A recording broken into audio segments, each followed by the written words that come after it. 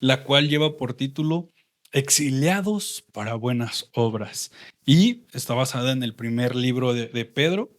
Y hoy voy a leer el capítulo 1, versículo 1 y 2. Primera carta de Pedro, en el capítulo 1, versículo 1 y 2. Y dice de la siguiente forma: Pedro, apóstol de Jesucristo, a los elegidos extranjeros dispersos por el Ponto de Galacia, Capadocia, Asia y Bitinia, según la previsión de Dios el Padre, mediante la obra santificadora del Espíritu Santo, para obedecer a Jesucristo y ser redimidos por su sangre, que abunden en ustedes la gracia y la paz. Es lo que nos dice primeros versículos de la carta de Pedro. Y como decíamos, iniciamos una nueva serie, la cual está o lleva por título Exiliados para buenas obras. Y cuando hablamos de esta carta, hablamos de una carta que escribió el apóstol Pedro a las iglesias que estaban exiliadas, o podríamos decirlo de esta forma, a las personas que estaban lejos de Jerusalén y que vivían en cada una de estas regiones, como es Galacia, como es Capadocia, y que estaban lejos de dónde? Del lugar de donde eran originarios. Y es una carta donde constantemente Pedro les recuerda que el ser cristianos tiene un propósito. ¿Por qué? Y aquí es donde yo quiero preguntarle a ustedes. Si somos sinceros y podemos ver que la mayor distinción del cristianismo con otras religiones es la resurrección de Cristo. Porque en el cristianismo, Cristo, o más bien el Dios del cristianismo, es el único que ha resucitado, a diferencia de cualquier otra religión. Pero ahora la pregunta para ti es, ¿de qué nos sirve que Jesús haya resucitado? ¿Qué caso tiene recordar esto? ¿Tiene algún significado para nuestra vida el que Jesús haya resucitado? ¿Alguna vez te habías preguntado por qué la resurrección de Cristo es la diferencia entre las otras religiones? ¿De qué me sirve? ¿O de qué sirve que Pedro nos recuerde esto, no? Que fuimos restaurados para obedecer a Jesucristo. ¿Alguna vez lo habías pensado? Tal vez sea la primera vez que te surja esta pregunta. ¿De qué me sirve Cristo resucitado? Si yo quiero más dinero, ¿me sirve de algo? ¿De qué me sirve que Cristo haya resucitado si yo solo anhelo tener una pareja y vivir feliz por el resto de mi vida? ¿O de qué me sirve que Cristo haya resucitado si yo solamente quiero la paz y la tranquilidad para mi vida? ¿Tiene alguna implicación esto, la resurrección de Cristo, con nuestra vida? Y podríamos tener muy respuestas, pero quiero que vayamos a Filipenses capítulo 3 del 20 al 21 y escucha con atención lo que nos dice Filipenses, ¿no? En cambio, nosotros somos ciudadanos del cielo, de donde anhelamos recibir al Salvador, el Señor Jesucristo. Él transformará nuestro cuerpo miserable para que sea como un cuerpo glorioso. Me di cuenta que Pedro y Pablo nos recuerdan esto. ¿Cuál es la forma de que podemos ser ciudadanos del cielo? ¿Por nuestras propias obras? ¿Por nosotros mismos? No. Una marca de que podemos ser ciudadanos del cielo es cuando recordamos que Cristo resucitó y cuando resucitó nos dio la esperanza de que de una vida diferente. Entonces, a esas personas que son ciudadanas del cielo son a las que les escribe Pedro. Esas personas que están viviendo en el lugar que no le corresponde. Y es por eso que hoy queremos ver tres cosas de este pasaje. Y la primera es el peregrinaje del exiliado. La segunda, la responsabilidad del exiliado. Y la última, la ayuda para el exiliado. Vamos a ver nuestro primer punto, el peregrinaje del exiliado. Y vuelvo a leer el versículo 1. Pedro, apóstol de Jesucristo, a los elegidos extranjeros dispersos por el Ponto, Galacia, Capadocia, Asia y Bitinia, según la previsión de Dios el Padre. Y vean, me encanta esto. ¿Según quién todas estas personas están viviendo como extranjeros? ¿Según sus planes de ellos? ¿Según lo que ellos querían? ¿Según la previsión de quién? De Dios. O sea, te empiezas a dar cuenta que cada una de las circunstancias que tú vives, ¿según quién las vives? ¿Según tu sabiduría? ¿Según tu previsión? ¿O según quién? Según Dios. Y esto empieza a ser confrontante, ¿no? Porque hay circunstancias que nos desagradan y ¿qué hacemos? Cuestionamos a Dios, ¿no? Pero ¿por qué a mí, Dios? ¿Por qué no al otro? Entonces te das cuenta que el vivir como peregrinaje es recordar que Dios tiene el control de ¿qué? De todo. Porque algo que debemos de recordar es que la palabra dispersos o extranjeros es una palabra que se usaba para hablar solamente de los judíos que no vivían en Israel. Pedro les está escribiendo a personas que no están en Israel, en Jerusalén, y que están en alguna parte de ¿qué? Del mundo. Pero Pedro la quiere usar para referirse a las personas o a los cristianos que están en todas las partes del mundo. Personas como tú y como yo que aún creen en ¿quién? En Cristo. O sea, te das cuenta que este pasaje de Pedro te está hablando a ti, te está recordando que si tú amas a Cristo, vas a estar en un exilio, vas a estar caminando, viviendo en un exilio, porque este no es tu hogar. A pesar de que puedas decir que amas vivir en este planeta Tierra, la realidad, si tú amas a Cristo, tú no perteneces aquí. Y bien, pero no solo se refiere a ellos como personas dispersas, sino que da una característica y los llama extranjeros. Para Pedro, todos los cristianos somos extranjeros. ¿En dónde? En este mundo. O más bien, deberíamos de vivir como extranjeros. ¿En dónde? En este mundo. Y ahora, ¿cuál es un ejemplo de un extranjero? ¿Qué hace un extranjero en otro país? Y me llama mucho la atención porque el día de hoy podemos pensar en extranjeros y nos relacionamos luego hacia la Condesa, hacia la Roma, lugares donde viven los extranjeros. ¿Y cómo podemos ver a esas personas? La realidad es que hoy en día hay marchas en contra de ¿quién? De ellos.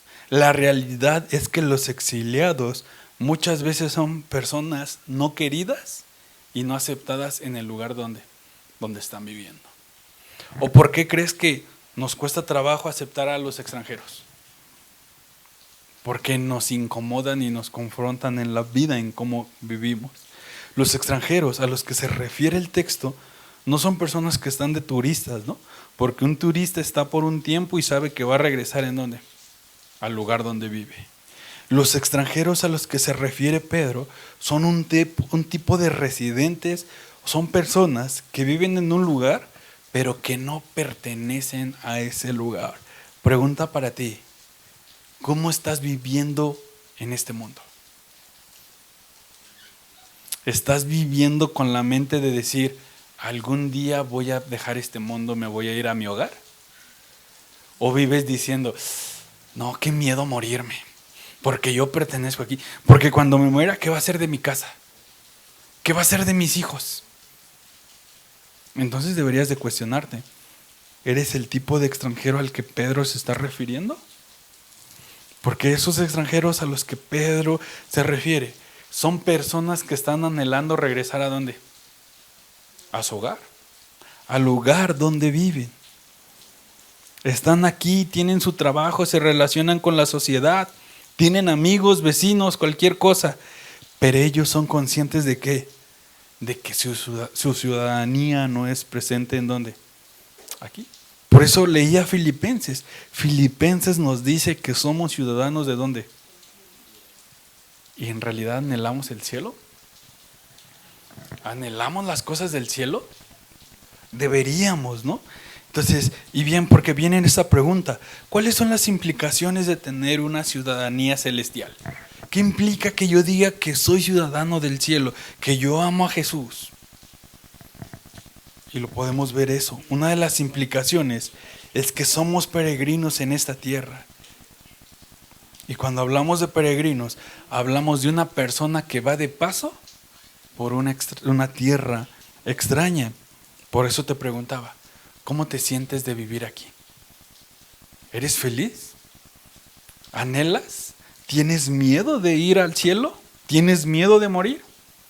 La respuesta es que a veces tenemos miedo. A veces amamos tantas las cosas de aquí que no queremos ir a dónde.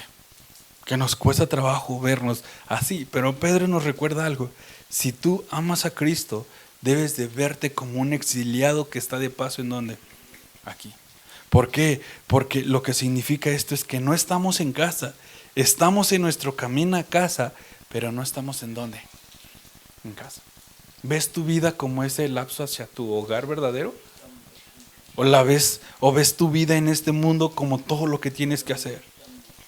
Porque esto es algo extraordinariamente importante que debemos saber al momento de creer en Cristo. Que si yo amo a Cristo, lo que yo haga en esta vida es solamente un paso o un camino. ¿Hacia dónde? Hacia mi verdadero hogar. Al ser cristiano, sabemos que Dios nos ha perdonado todo, que nos ha aceptado completamente y ha amado. Y se vuelve algo transformador para nuestras vidas. Porque el convertirte en cristiano no es toda o la única meta en la vida.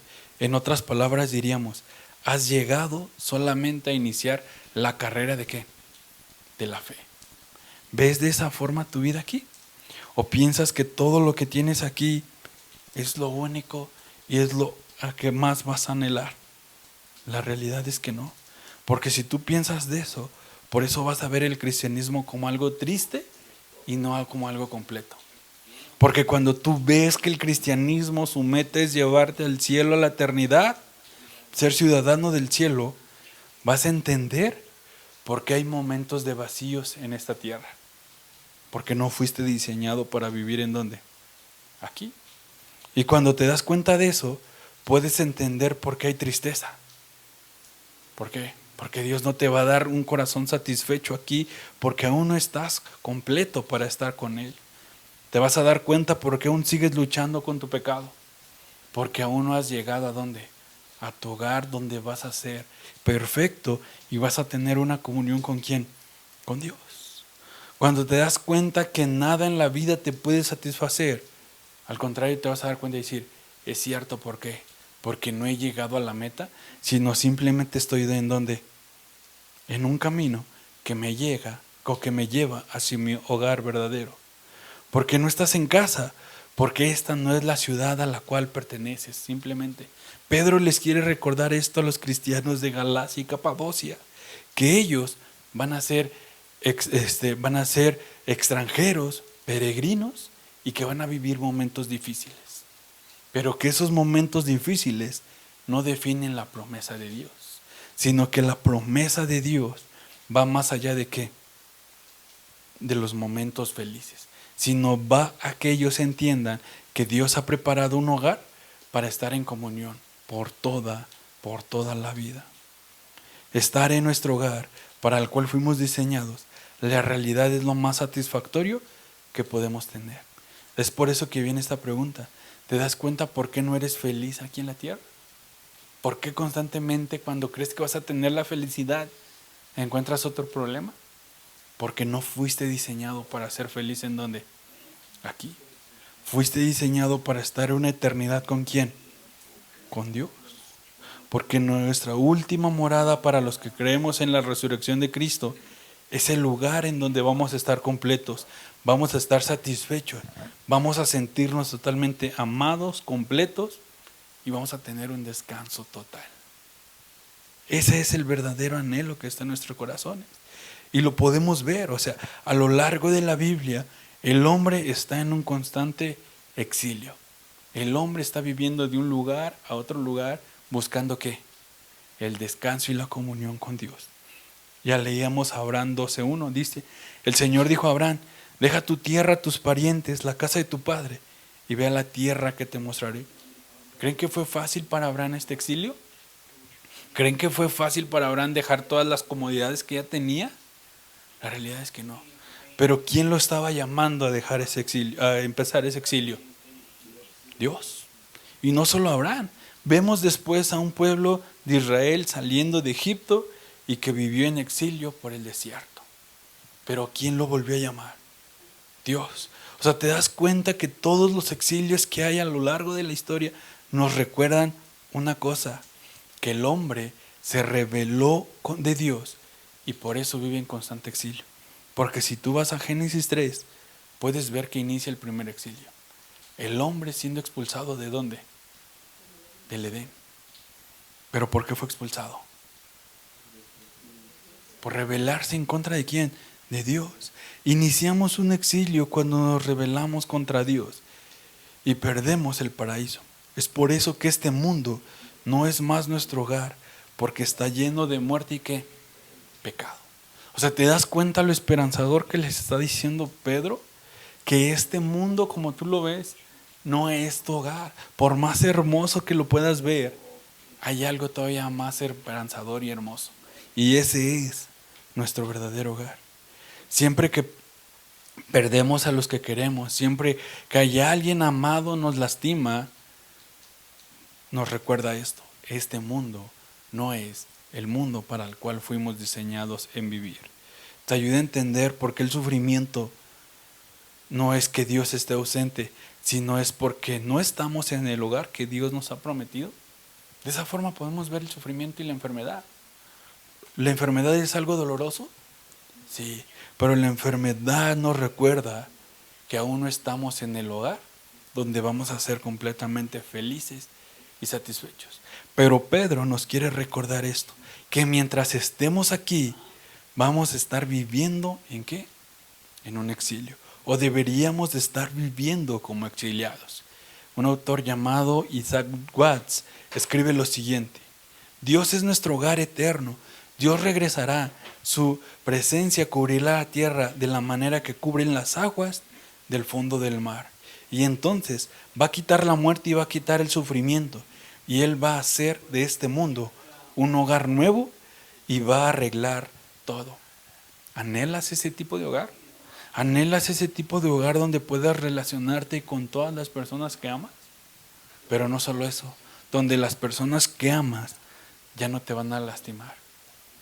Todos anhelamos ese tipo de hogar, pero déjame recordarte que ese hogar no está aquí en la tierra, que ese hogar estará en los cielos nuevos y en las tierras nuevas que Dios ha preparado para quienes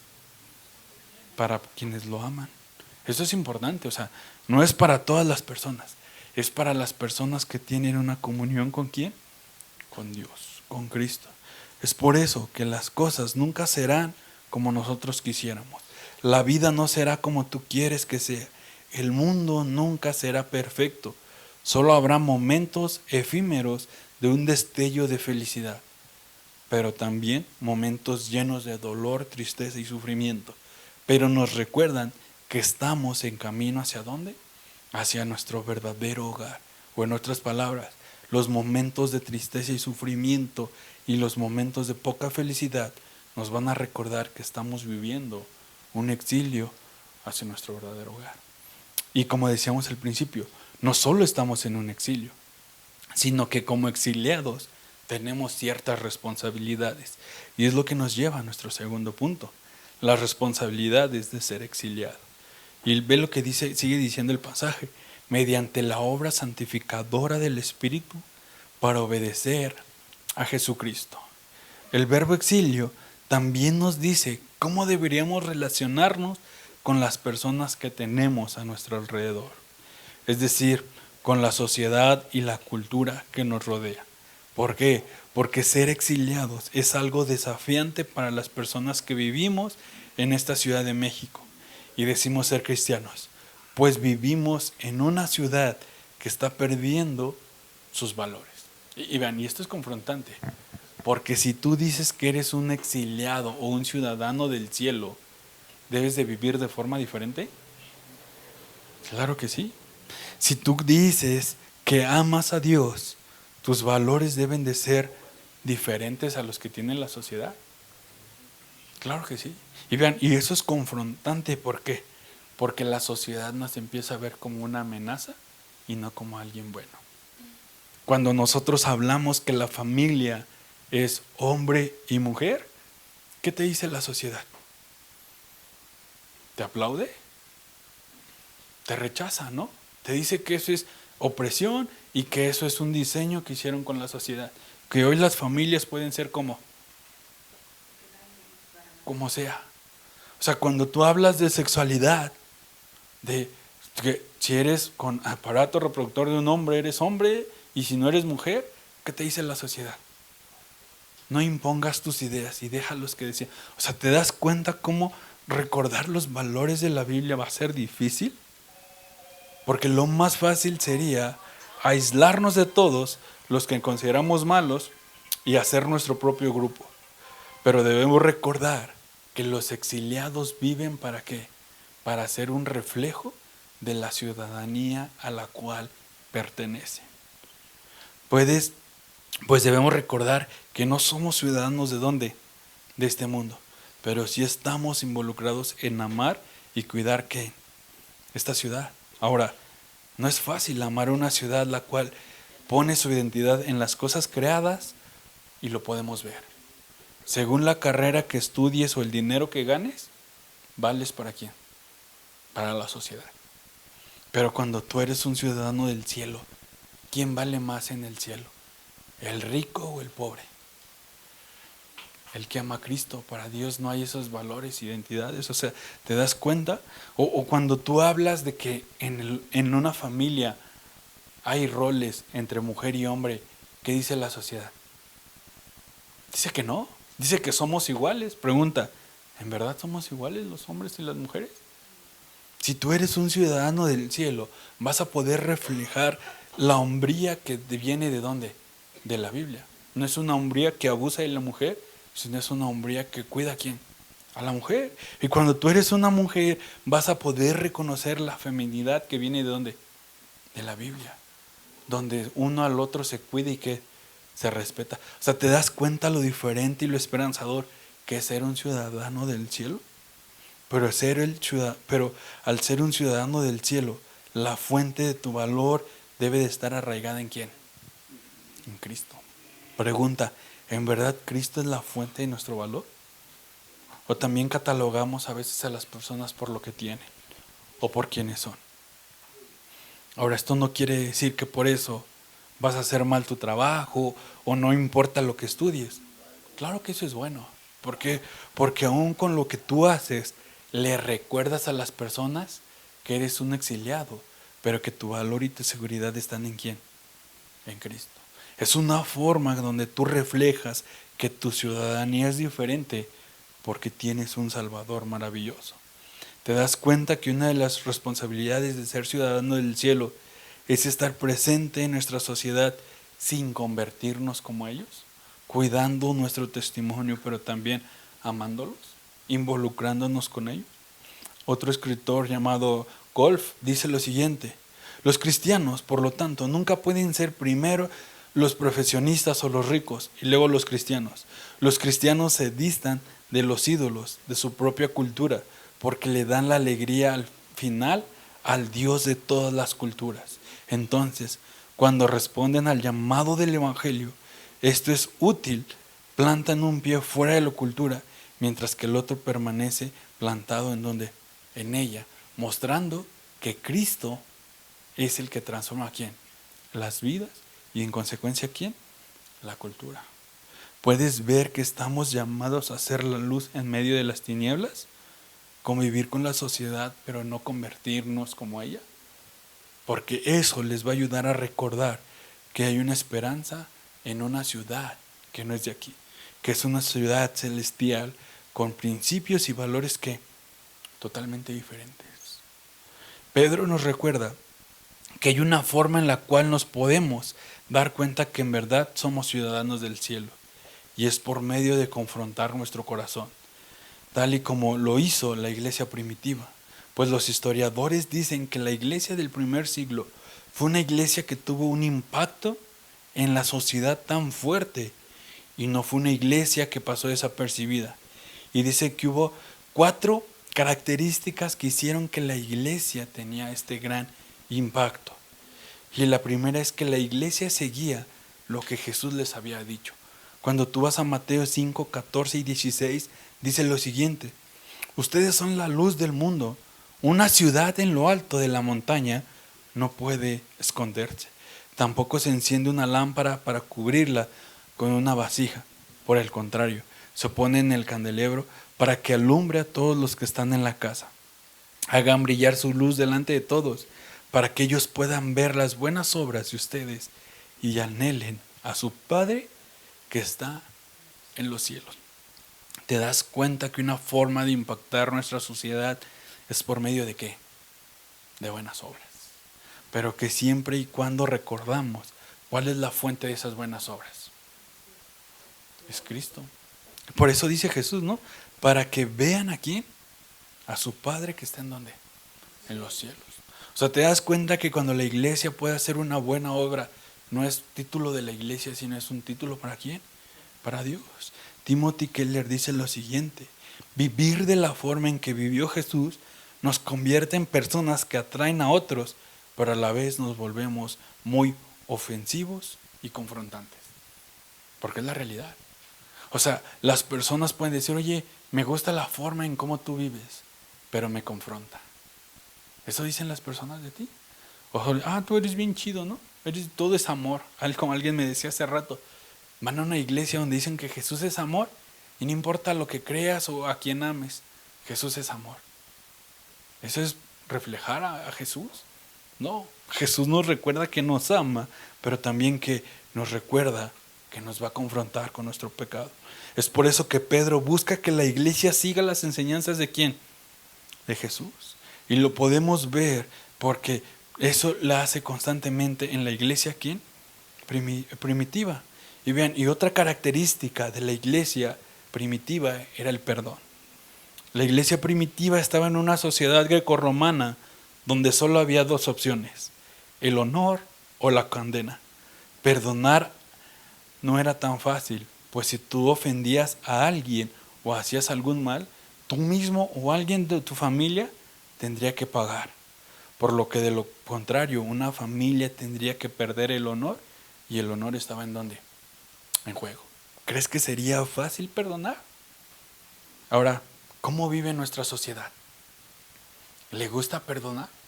La realidad es que pensamos más en nuestro honor que en perdonar. Pero es confrontante porque aún las personas no creyentes a veces buscan perdonar.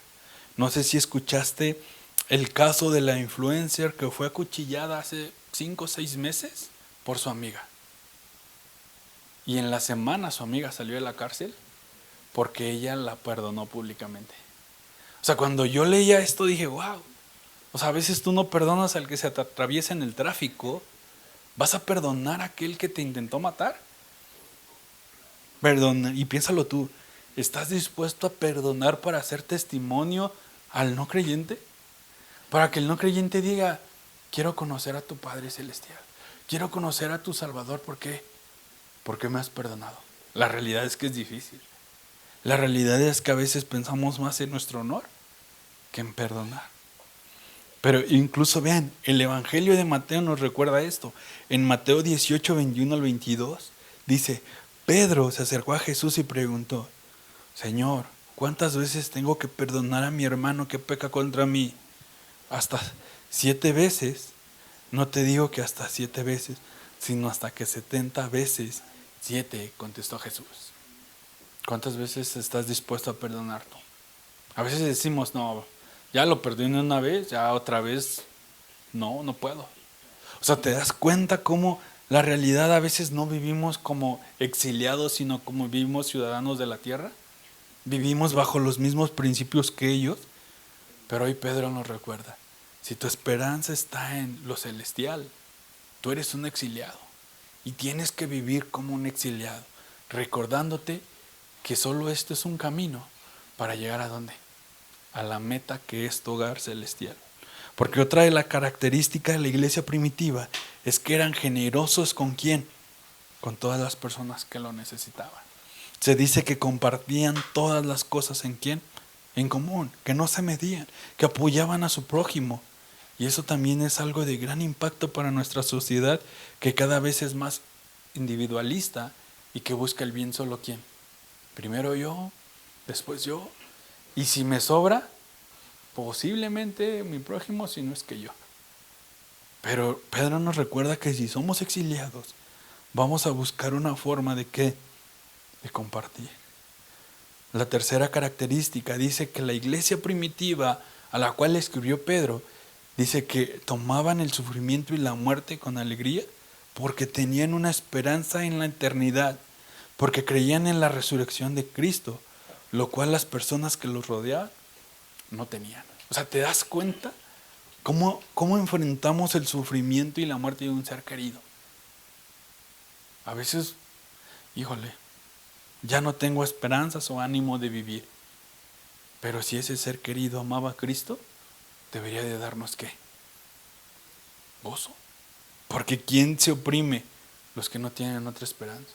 Pero si tú sabes que tu esperanza está en un Señor que ha resucitado, puedes saber esto, que en la resurrección Él va a resucitar. O sea, ¿es algo que nos da esperanza? La realidad a veces, muy pocas veces. Y vean, la última característica que dicen de la iglesia primitiva es que se mantenía una castidad sexual. Los griegos creían que el cuerpo no era importante. Lo que en verdad era importante era la mente y el alma. Es por eso que veían el sexo como algo no tan malo y con lo cual podrían satisfacer sus deseos sin tener ningún problema.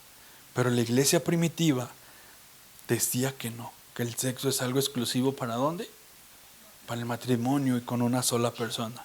Pues de esa forma de completar todo con una persona. O sea, ¿te das cuenta la gran diferencia que puede marcar? ¿Qué piensa nuestra sociedad hoy del sexo? Que es normal, que es ¿para qué? Para disfrutarlo. O sea, es más, y si ya no es, antes decíamos, es con una mujer, un hombre fuera de matrimonio. Ahora es hombre con hombre, mujer con mujer, o con lo que más te guste. Pero tú disfrútalo.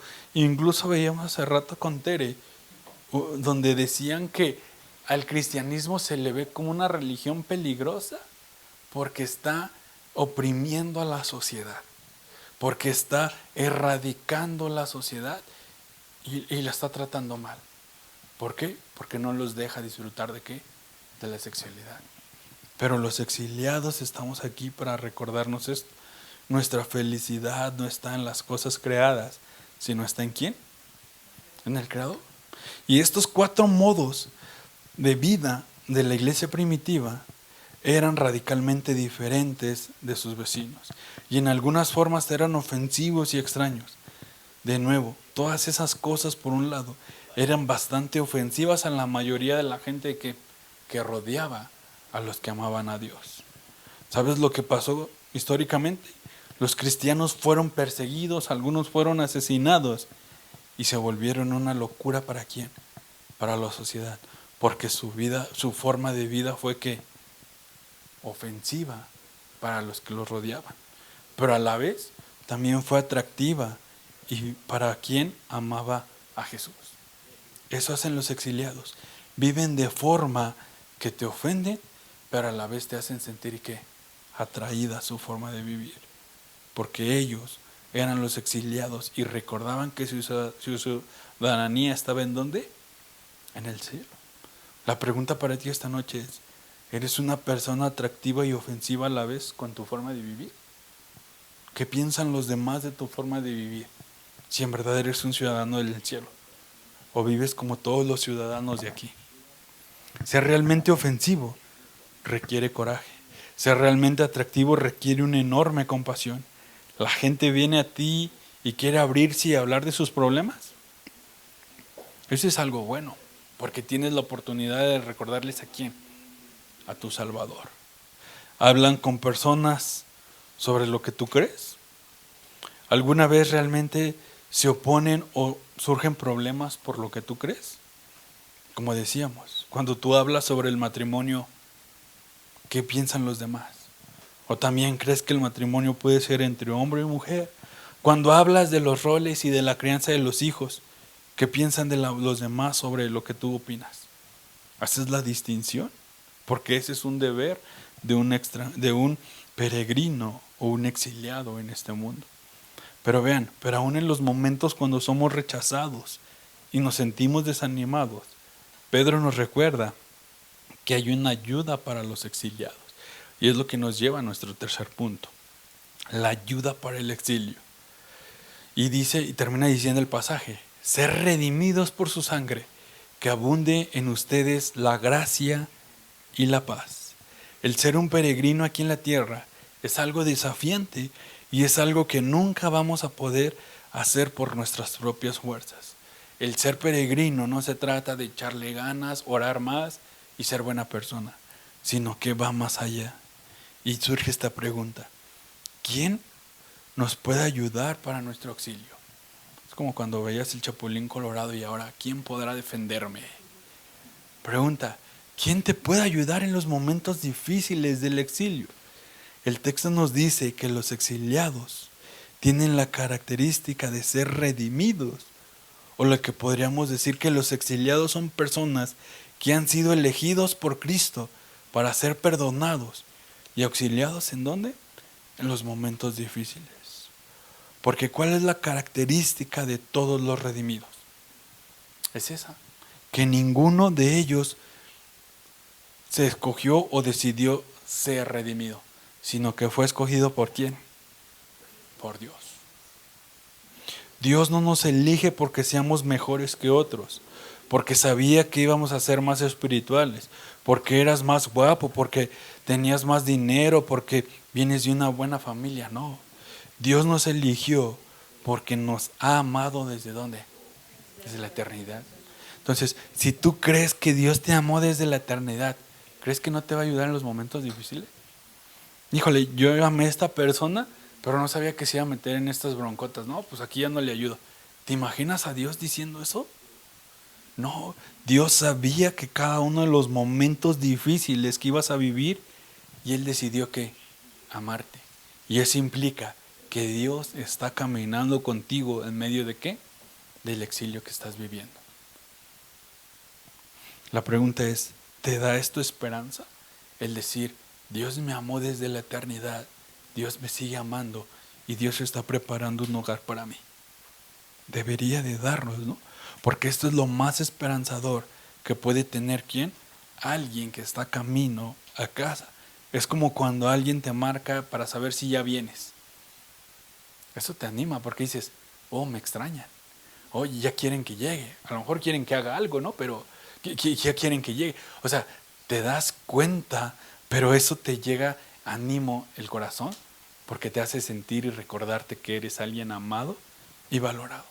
Y eso está haciendo Dios.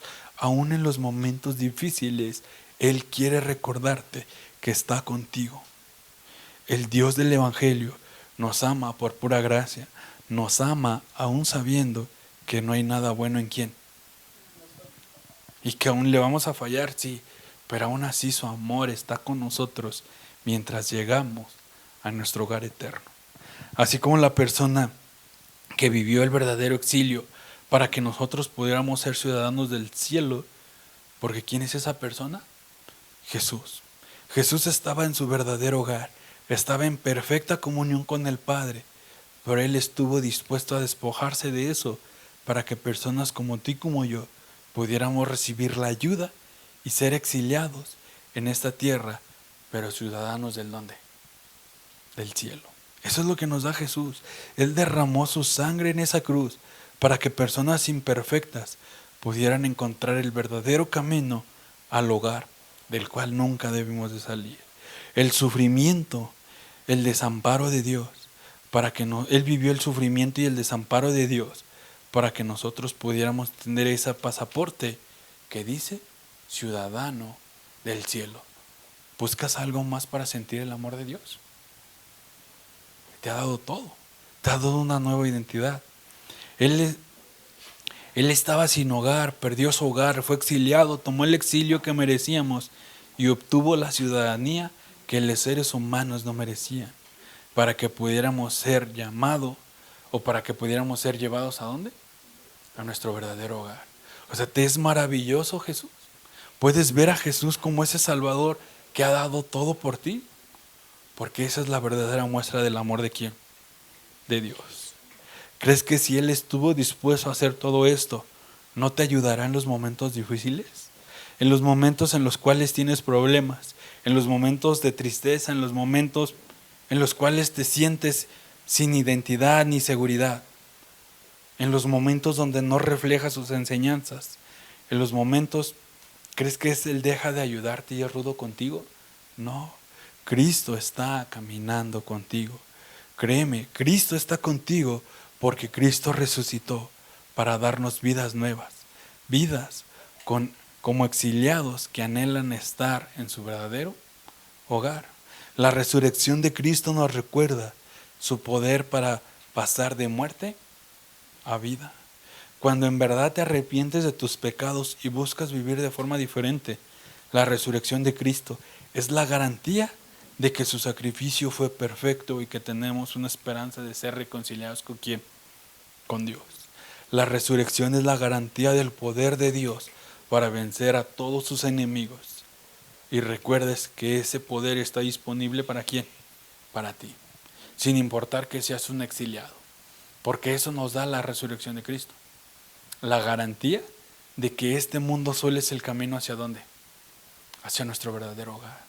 Entonces puedes ver como los momentos difíciles y aún los momentos de alegría como un medio para transformar tu corazón y puedas ser perfeccionado y preparado para estar en ¿dónde? En la eternidad con Dios. Esa es una esperanza que no tiene cualquier persona. Es una esperanza que solo tiene ¿quién? Los que son exiliados en este mundo. Porque ellos pertenecen a la ciudad celestial. Y a esos, Pedro les está escribiendo esta carta. Y a esos que viven momentos difíciles, Pedro les recuerda que hay una gracia y una paz que puede abundar con nosotros y que nos puede dar el descanso y la ayuda ¿en dónde? En los momentos difíciles. Oremos, familia. Padre,